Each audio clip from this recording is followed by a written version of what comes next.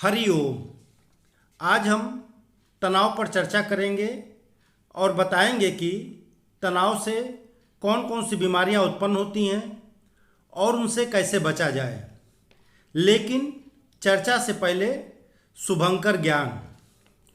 नहाने से पहले और खाने के तुरंत बाद पेशाब करने से पेट में पथरी अर्थात स्टोन होने की संभावना नहीं होती। चलिए अब आगे बढ़ते हैं। वर्तमान में तनाव से लगभग 70% लोग प्रभावित हैं। तनाव होने का मुख्य कारण नकारात्मक विचार हैं। निगेटिव अर्थात अनुचित कार्य करने के कारण जो भय लगता है वही समय के साथ तनाव में परिवर्तित हो जाता है।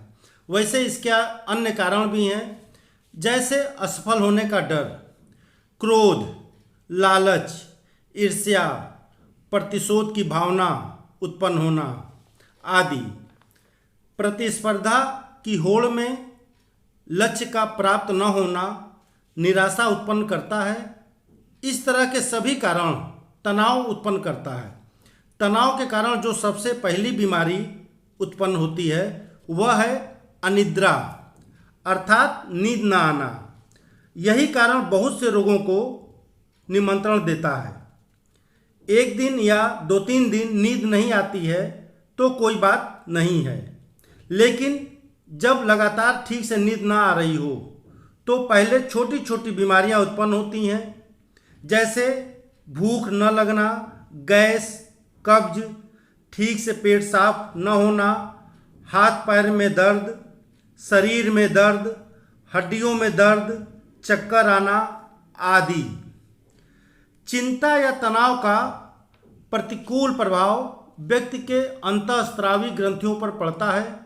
ये ग्रंथियां शरीर में जीवनदायिनी हार्मोन्स तैयार करती हैं, लेकिन तनाव के कारण हानिकारक स्राव प्रवाहित करने लगती हैं।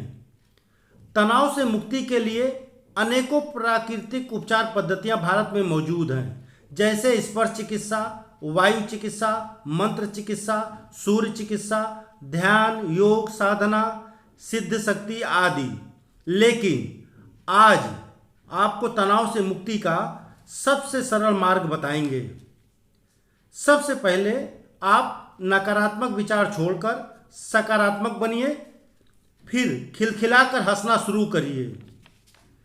अब हम आपको उन्मुक्त हंसी के बारे में बताएंगे, जिससे तनाव दबाव से तुरंत मुक्ति मिले।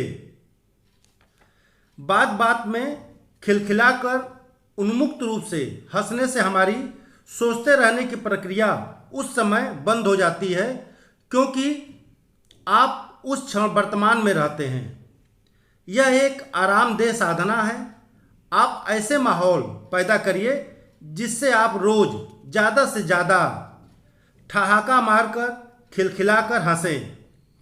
हंसने से मन एवं शरीर दोनों शिथिल अर्थात रिलैक्स होते हैं, जिससे तनाव के साथ साथ दर्द में भी कमी आती है। हाई ब्लड प्रेशर नॉर्मल होता है, हृदय शांत होता है, इससे शरीर को आराम मिलता है।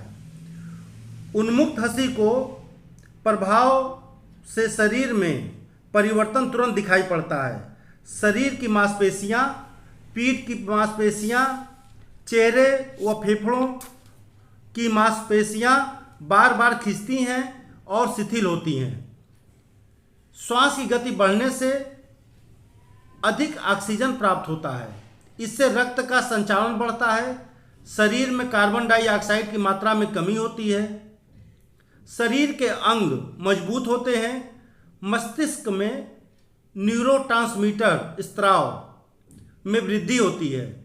उन्मुक्त रूप से हंसने के दौरान मस्तिष्क में आनंद प्राणदायिनी रसायन इंडोफ्रिन में वृद्धि होती है, जिससे मस्तिष्क में दर्द सूचक तंत्र कमजोर पड़ते हैं, जिसके कारण शरीर में होने वाले दर्द से तुरंत छुटकारा मिलता है। हंसी पर एक शोध में पाया गया कि उन्मुक्त रूप से हंसना 100 रोगों की एक दवा है, जैसे शरीर में रोग व्याधियों से लड़ने की क्षमता का विकास होता है, रोज खिलखिलाकर हंसने की क्रिया से शरीर की अधिक कैलोरी जलती है। तनाव, मानसिक चिंता, फिक्र, डिप्रेशन व अन्य मानसिक उलझनें समाप्त होती हैं। हाई ब्लड प्रेशर नॉर्मल हो जाता है। प्रतिदिन ज़्यादा हंसने से फेफड़ों के रोग जैसे दमा, ब्रोंकाइटिस समाप्त होते हैं। मात्र 10 दिन करने से ही फेफड़ों की जकड़न समाप्त हो जाएगी। इस क्रिया से पेट व आंतों के कार्यकलाप में भारी सुधार होता है। भूख बढ़ती है, पाचन शक्ति मजबूत होती है, पेट साफ रहता है, वायु विकार गैस समाप्त होता है। शरीर की त्वचा मुलायम एवं कांतिमय हो जाती है। झुर्रियाँ समाप्त होती हैं, आपके रंग में निखार आता है। सिर में लगातार दर्द रहना, भारीपन होना ठीक हो जाता है।